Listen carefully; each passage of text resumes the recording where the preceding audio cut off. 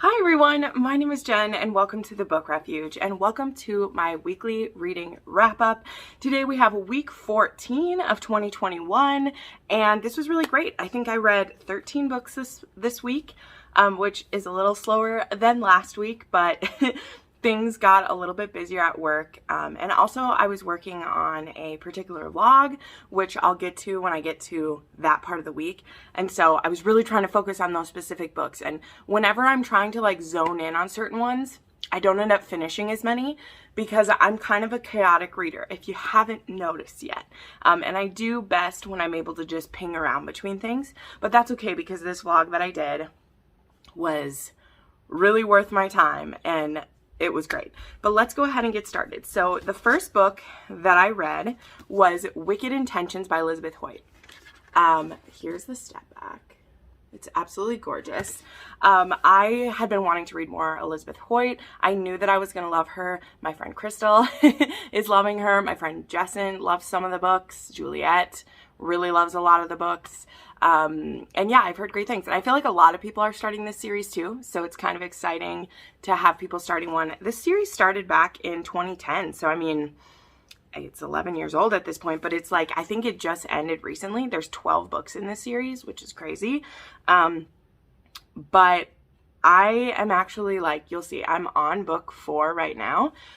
And I see where this series is going and I'm freaking excited. So this one itself, it's about a widow named Temperance. I think she's a widow, right? Did she have a husband? Yes, widowed Temperance. And she helps run this home for orphaned widows and with her brother. And it's orphaned or abandoned babies, basically, and they are running short on funds. She gets approached by Lord Care, who is wanting to look into the murder of his mistress. And he believes that on Maiden Lane, which is where this home is, that Temperance will know more of the people, know more of the surroundings than him. And so he offers to help her find a sponsor for the home because recently their sponsor died. That's why they're in a lot of trouble. If she will be his guide. He is known for his scandalous bedroom practices, which I was super intrigued. Obviously, what's so scandalous in his bedroom? Please tell me. So yeah, it was great. The mystery is great. There is a ghost of St. Giles who is this Robin Hood-esque figure, or is he? Is he good or is he bad? That we have some run-ins with. And the sexual tension in this book was fabulous. I ended up giving this one 4 stars just because I can't even remember. I didn't write down notes why, but I know that, especially now having read more of them, 4 stars was the right way to go for me. I think that some things got pretty repetitive in the middle of this one. There was a lot of going back and forth. I think the mystery wasn't as like tight as it could be, if that makes sense. I feel like, I don't know. I don't always pay great attention to mysteries, but though I did like that aspect for how it brings them together. And I liked a lot of their exploring together that they did. And it's funny because his bedroom practices, I mean, number one, dark romance queen here. So something I'm loving about Elizabeth Hoyt is I feel like this series kind of skirts around dark romance, and I'll tell you why even more when I tell you about the next one that I read. And I like that. I like it darker. I got that vibe too when I read the To Beguile a Beast because it just had that bit of an edgy thing to it that like Kerrigan Byrne novels do. And the story was really tight, so 4 stars for this one. Then I read Paramour of Sin by Lexi C. Foss. This is the 3rd book in a series, but this is why I don't jump into series. This is why when authors say you can read it as a standalone, of course they're going to say that because they want people to be able to jump in wherever you can. This is a series about demons and succubus and incubi and like all of the things. And so this is a menage between a demon lord and then an incubus and a succubus. So, yeah, it's too complicated. Like, honestly, I didn't love this book enough to go into the full detail of it.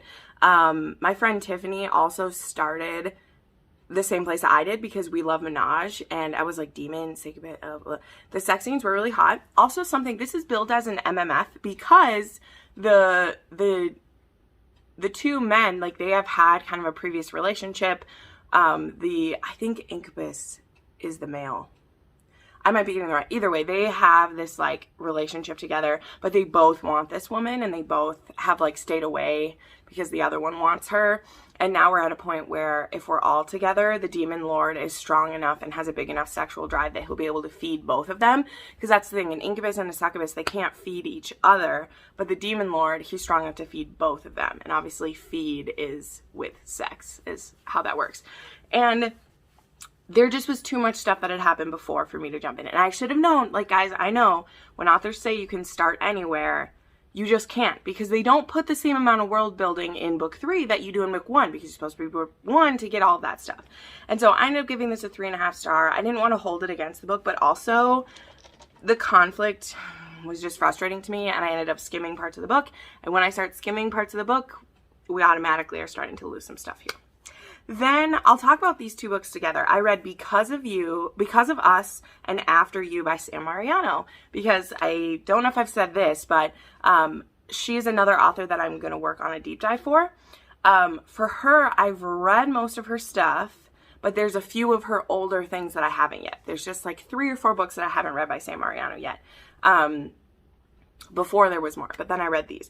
This, I believe, is her first, like, Because of Us was her first book. And as I was putting the notes together for this, I realized that there was a 5-year difference between when the first book came out and when the second book came out. And I was like, okay, well, maybe, you know, she spun back around to this to finish it up. Well, when I finished the first book, which is a high school bully romance, it doesn't have an HEA, right? Which would be okay for a duet. But thinking as a romance reader, if I had stumbled across Because of Us and read that book without any hope of having After You, I would have thrown that book across the fucking room because it does not have an HEA. The first book, which, again, I don't care enough to go too deep into this one. I'll go deeper into it when I do my deep dive for her. I want to keep this moving because I have some books that I have a lot to say about it. And I don't really recommend this book because it was a high school bully romance, but there's a lot more going on in it. And then it ends at graduation for them. Like, I'm just going to tell you that because I wish someone had told me that, but none of my friends have read these books that I saw anyway. I'm sure they maybe have, but, like, I didn't see it. And then it picks up 5 years later, 6 years later, I can't remember. And then it's a second chance romance for After You. Now, I liked After You much better. And I even suggested to some of my friends who also like Sam Mariano, and you too, if you like Sam Mariano, you don't even have to read the first book. Like, I'm telling you this.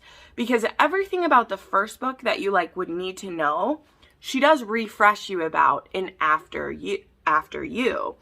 And I think I would have been a lot less frustrated if I just read After You because it's a second chance romance.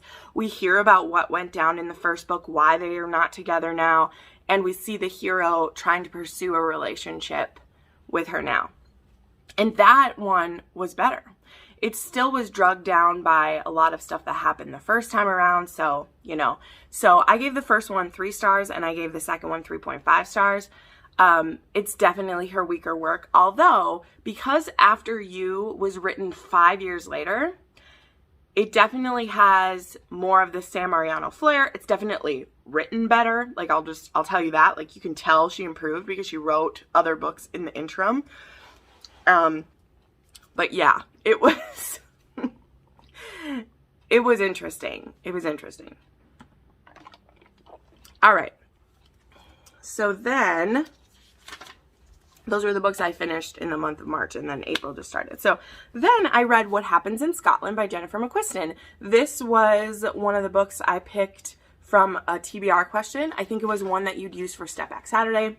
I've used this one before. I love Up Against a Wall. This is supposed to be like a Waking Up in Vegas or like a Hangover reimagined as a historical romance. And I'll tell you, I was hella pumped for this book. I believe this was Jennifer McQuiston's first book from what I'm like seeing on the inside.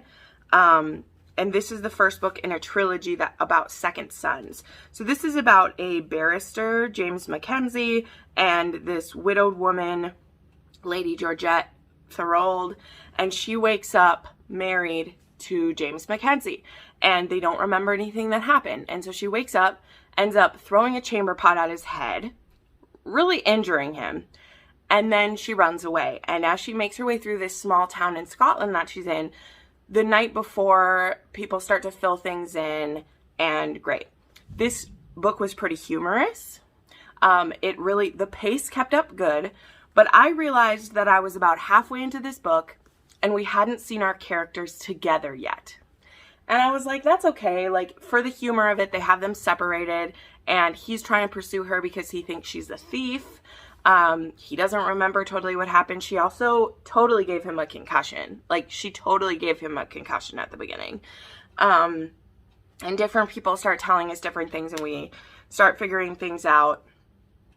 And I was bored. And then, to kind of add insult to injury, I realized when we got to the end of this book that it was the end of the first day. So this whole book, which is a pretty, like, let's see, it's 350 pages, takes place in one day. So obviously it's an insta-love, which I was expecting when it's like a wake-up married situation. But the whole book takes place in one day. So there's no way in hell that I believed this love story by the end. And then there's only one sex scene too, which was really sad. We didn't even get to remember the scene that happened the night before. There was just the one. So I don't usually throw in how many sex scenes that there are. Like, I mean, honestly, you know, I'll say it's low steam, but I am, because I just didn't believe it at all. It was pretty humorous. I do want to continue the series because I think that if a book, because these are all kind of, I guess, based on like movies. So there's one that Summer is for Lovers is the second one, which I actually just got given as a gift. And I am excited to continue the series because they're all, and then the third one is like What Happens at Midnight or What Happens in the Moonlight. I can't remember. But I do want to try other books by this author. This was her first book. I will definitely give it another chance. But I was just so disappointed as well because I was so excited for this. I loved what it was called and I loved the step back, and then it was just really boring. Like, I was really disappointed in that going that way. I was pretty disappointed. Then, okay, now we're getting to the books I read. Some of these are for a vlog that I did. This vlog will be going up tomorrow, Monday. My channel members will have got to see it already, but I did a vlog reading my best friend Crystal's favorite books. One of the prompts that I had in my TBR tin was to read a recommendation by Crystal, and I knew that this was my chance because I've been wanting to read books she recommended, but we read a lot of the same books. So she sent me 3 different recommendations. I mean, I talk about this in the vlog. I know, you'll see tomorrow. But she thought I was only going to pick one of them, and really what I did is I read 2 of those and then some other ones, which we'll get to in a minute. And I think it turned out really good. But one of them she recommended was Love at First by Kate Clayborn. I gave this book 4 stars. I totally understand why everyone's loving it. This is a sweet, quiet, I wouldn't call it childhood friends to lovers. Like, some people are saying that. But it is a moment of, like, the hero saw the heroine when he was 16 years old. Him and his mother came to this apartment building. There's a cute little apartment building here with little hearts. It's adorable. And he saw her on the balcony. And it's supposed to be kind of like a Romeo and Juliet moment. But then he never gets to talk to her, and his life takes a change. And then how many years later? Is it like 15 years later? I think it says 16 years later. He is back at this apartment building for reasons. And she lives there now. Like, she was visiting previously, and now she's living there. And this apartment building is like it's a community. And so they are very distrustful of this person who's coming in because he's inherited this apartment from a relative. So I guess I just told you the reasons. I probably should. I think it says it on the back. And they're very worried that he's going to change things. So it's more of like, I don't want to call them enemies because there's this crazy attraction right from the beginning, but they're definitely like adversaries because he wants to get in, get out. He doesn't want any of the memories that this place brings up. And she is the like apartment, not manager, but like she's the apartment like spokesperson at this point, and she needs to protect her community. And it's not like he wants to fuck it up or anything, but he's like, I don't want to live here. So I'm going to clean this up and sell it. And they're like, no, we don't want that. So it was a very quiet, sweet romance. It was a change of pace that was appreciated. It was a pleasant read, and you'll hear more about it in the vlog tomorrow. But I gave it 4 stars, and it was good. This isn't working. I wanted to like, there we go. We'll keep going. It's happening. All right, then I read Scandalous Desires by Elizabeth Hoyt. Here's another step back. So this is actually book 3 in this series, okay? And I'll tell you why I skipped book 2. I may read it at some point, but Crystal read book 2, and there are reasons in that book why she gave it a pretty low rating. And when she told me what her reasons were, I was like, you know, I don't really want to read that, and I don't want to become frustrated with Elizabeth Hoyt. So I was like, I let you taste test that for me. I'm going to move along to the 3rd one. And I was excited because the characters that this book is about were hinted at in the first one.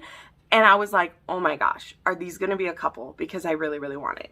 So we have a character named Charming Mickey, and he is like a slumlord. He rules the underworld of a part of St. Giles, which is the area we're in, and he gets what he wants. And the one thing he wants is Silence Hollingbrooke, and she's been haunting his dreams because of a situation that happened in the first book, and now he has a chance to get her. And I don't want to spoil like the situations that set it up because it's so great. And one of the things Elizabeth Hoyt does do well is she lays the seeds for the next book in the one you're reading. So there's some serious stuff that goes down in this one that set up the 4th book, and I'm reading the 4th book and I love it. I gave this one 5 stars. I know what happens in this tub, and you want to read about what happens in this tub. Mickey, he's a scoundrel. He's Irish. Oh, he's Irish. I listened to this book. I just love Elizabeth Hoyt's writing. I love how she does sexual tension. I love how she writes her sex scenes. I love the side characters. Like, this is a sister to Temperance, and she has had some crazy things happen in her life, but she also has a love of orphans and foundling children, and that leads us into some great things in here. This also had a little bit of a Beauty and the Beast vibe. Some situations that get set up, we get to see Mickey's kingdom, and the people that work for him definitely like side with Silence, like on the sly, because they don't want him to be mad, but they'll like do things for her like on the sly, and I just love that. So it definitely reminded me of like characters from like Beauty and the Beast. Of course, the Disney version, like doing things for Belle, even though they know that the Beast will be mad. So I really, really liked this one, and I think the 4th one has a potential to be my favorite, but I feel like I'm going to say that after each one, because from what I hear from other lovers of the series, some of their favorite books are like book 8 or 9 in the series, and I'm so excited. So yeah, he's a pirate, but he's like a pirate not on the seas, like he pirates from people. And I don't know, it's great. I love this. All right, then I read another book that I read for Crystal, and I read Grip by Kennedy Ryan. This was coming because I read Flow for the Kindle Clear Readathon, and then when I decided to do this reading blog for Crystal, I was like, I need to read Grip. I won't talk too much about this, but this continues what gets set up in Flow is this missed opportunity between Bristol and Grip. Grip is a rapper. Bristol is a manager for her brother's career, who he is a musician. And at the beginning of Grip, Bristol is also Grip's manager, and he has been trying to make another move on her this whole time. He has been biding his time for a chance with her. And Bristol, she's a hard bitch. She is a hard bitch, and I love her. I love her. Like, so many people, not so many people, a few people like say that Bristol is hard, to love, and like that's why you need to read this series before you read the other one, which is the way that I did it. Spoiler alert, we'll get to it. I read the other books too. This week I read historical romance and Kennedy Ryan. Like that's what I read. So I know some of you might be tired of hearing it, but I understand why this is so hyped. This first book was a little bit frustrating, and you'll see in my vlog tomorrow that I was afraid to film a clip when I was upset, but Kennedy, she builds it so good, and if she did it any other way, it wouldn't have the same impact. So I ended up giving this one 4.5 stars, and I rounded up to 5 stars. And when I told Jessen what I rated it, she was like, I'm surprised you rated it so high. You were bitching a lot. And I was like, I know, but the last half of this book pulled it off for me. Because then I read Still.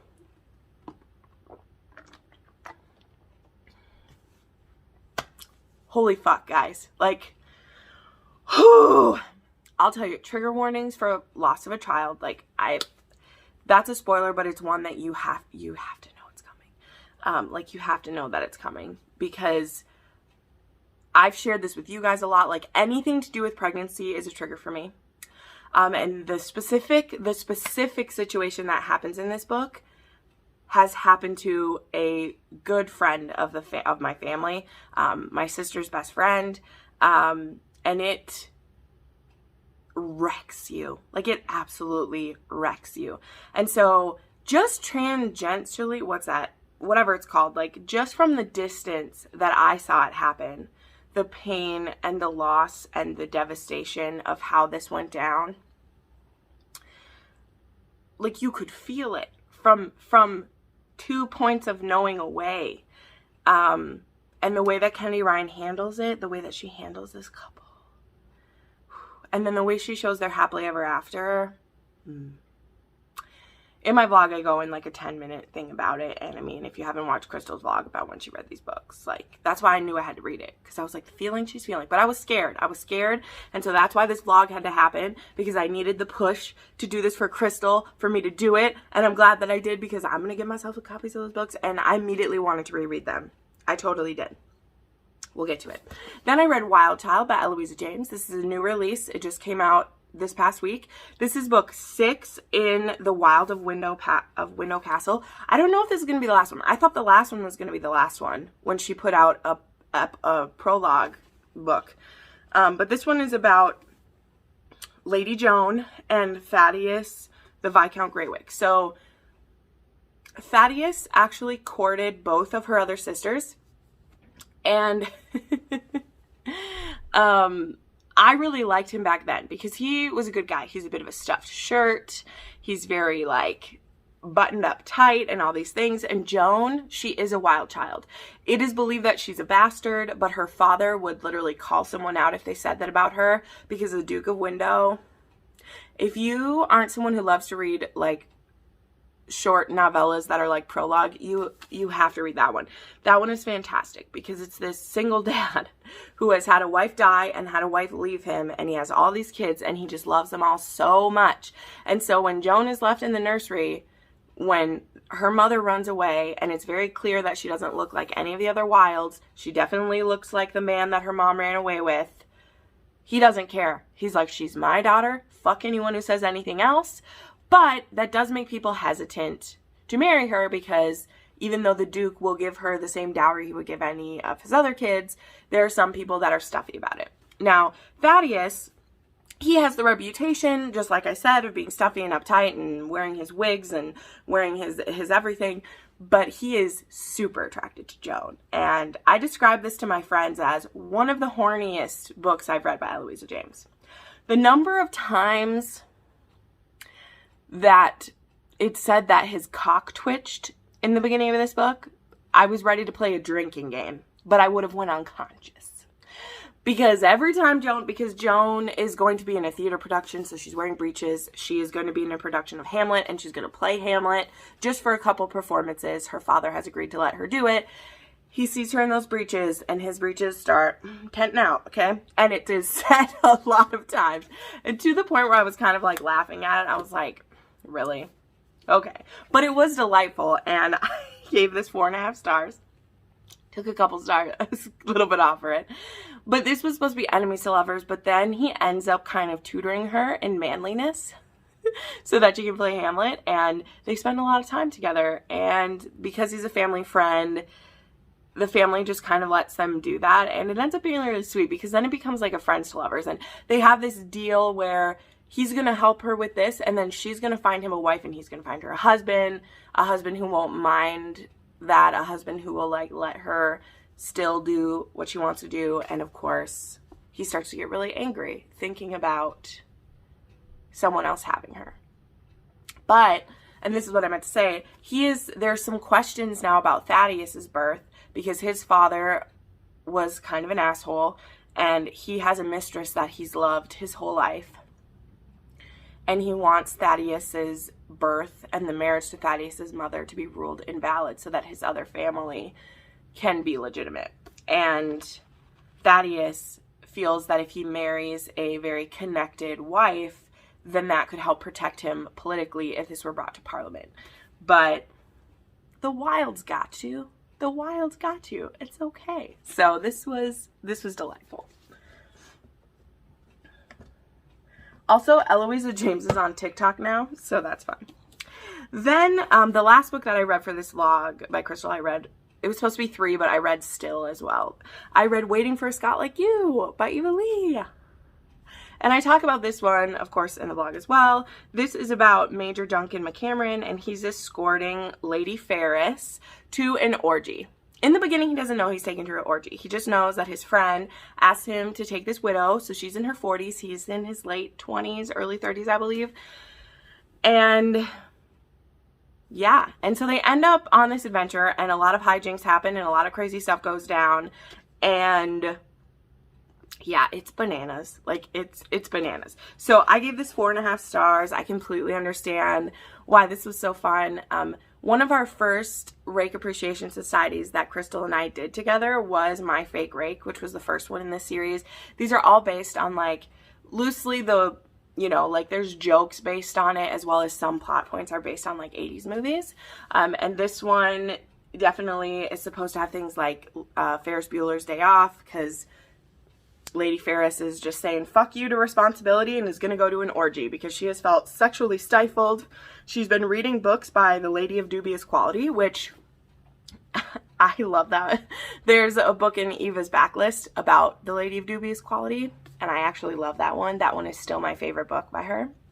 But this is second. Like, this one was really good too. There is jokes about Footloose in this one. There's even, I feel like, a bit of a Home Alone reference. There's a Princess Bride reference. Like, this is just full of it. Like, if you know your old movies, like, this is going to be fun. And then to top it all off, we have a stern Scottish captain, major, who, when they start to explore things sexually together, his dominant side comes out, and it's good. Like, it's good. So I was really happy that Crystal recommended this one, and I'm glad that I got to read it for this vlog.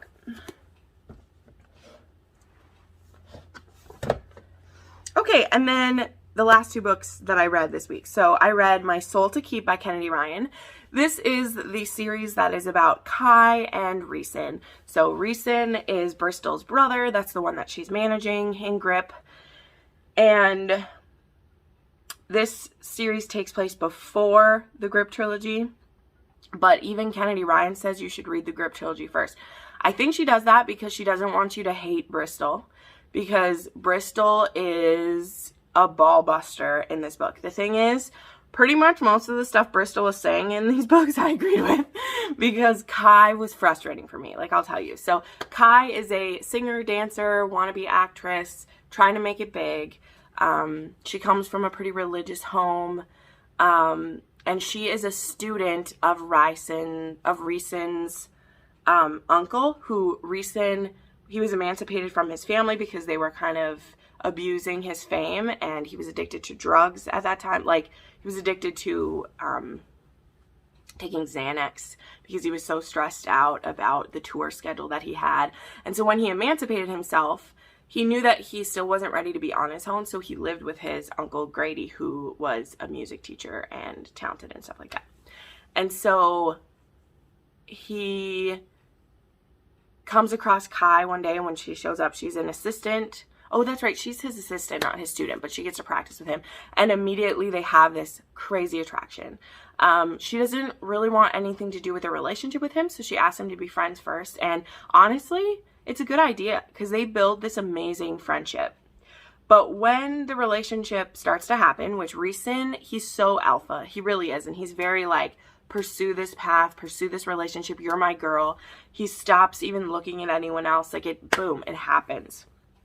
But Kai is just so wishy-washy about it. Like, I'm not even gonna lie. It was pretty tough. The first one ends on a cliffhanger, pretty much, and I gave that one 4 stars. And then the second book, I loved more and I loved least in certain ways. I loved more because I love seeing them together. I love seeing how protective Reeson was. But he does overstep, and that gets him in trouble because his alphaness leads him to be controlling in a lot of ways. And so I understand. But also, then when Kai makes the same kind of mistakes the other direction by keeping things from him, she can't handle it when he fairly is just upset as she was. You know?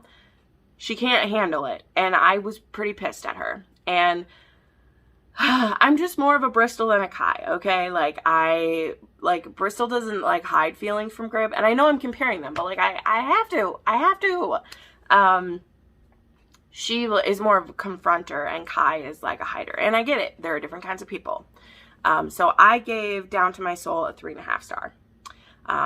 I'm very excited to read Refrain. I'm probably going to do that. Well, I won't say today. I have quite the lineup of things to do today, including filming and getting this stuff up. So there you go. I tried to keep this one a little bit quicker because a lot of these books I talk about in other videos today. But thank you so much for watching this. It means so much to me that you show up all the time. I recently just did my 7K Q&A where I talk about a lot of stuff, answer a lot of questions. So definitely check that out. But thank you so much for watching, and I'll see you in the next video.